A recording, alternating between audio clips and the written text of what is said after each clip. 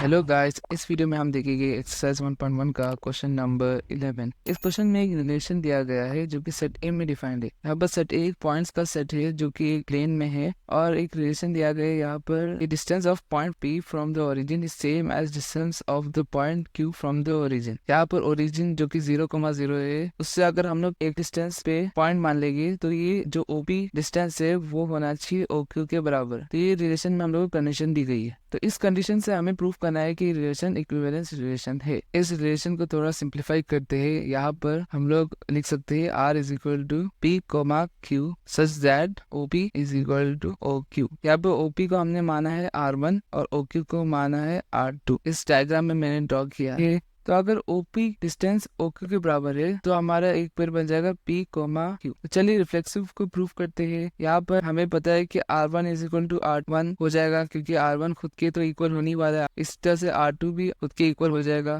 इसका मतलब P coma P और Q कोमा Q रिलेशन से बिलोंग कर रहा है, इसलिए रिलेशन हो जाएगा रिफ्लेक्सिव। सिमेट्री को प्रूफ करते ही क्वेश्चन में गिवन है कि P कोमा Q रिलेशन से बिलोंग कर रहा है। तो इस रिलेशन के हिसाब से R1 हो जाएगा R2 की इक्वल। तो इस इक्वेशन को रिवर्स कर देंगे तो R2 इक्वल टू R1 हो जाएगा। इसका मतलब Q कोमा P रिलेशन से बिलोंग कर रहा है, तो ये रिलेशन सिमेट्रिक हो जाएगा। ट्रांजिटिव है क्या प्रूफ करते हैं। यहाँ पर हम मान लेंगे P कोमा Q रिलेशन से बिलोंग कर रहा है और यहाँ पर हम और एक पॉइंट मान देंगे जो कि R3 डिस्टेंस पे है। ये P Q और R ओरिजिन से सेम डिस्टेंस की दूरी पे हम मान लेंगे, यानी R1 is equal to R2 is equal to R3 है। तो हम मान लेंगे Q कोमा R भी इस रिलेशन से बिलोंग कर रहा है। तो यहाँ पर फर्स्ट स्टेटमेंट के हिसाब से R1 is equal to R2 हो जाएगा और सेकंड स्टेटमेंट के हिसाब से R2 is equal to R3 हो जाएगा। जब R1 R2 के बराबर है और R2 R3 के बराबर है तो R1 भी R3 के बराबर हो जाएगा। उसका मतलब R1 is equal to R3 हो जाएगा। इसका मतलब ये रिलेशन ट्रांजिटिव भी है। तो हमने प्रूफ कर दिया है कि रिलेशन इक्विवेलेंस रिलेशन है। इसका सेकेंड पार्ट देखते हैं। यहाँ पर हमें शो करना है कि अगर हम इन पॉइंट्स का सेट बना देंगे तो एक सर्कल होगा जो कि ओरिजिन से पास कर रहा है। यहाँ पर हम देख सकते हैं कि ओरिजिन से सेम डिस्टेंस की दूरी पर इनफिनाइट नंबर ऑफ पॉइंट्स हो सकते हैं। तो उन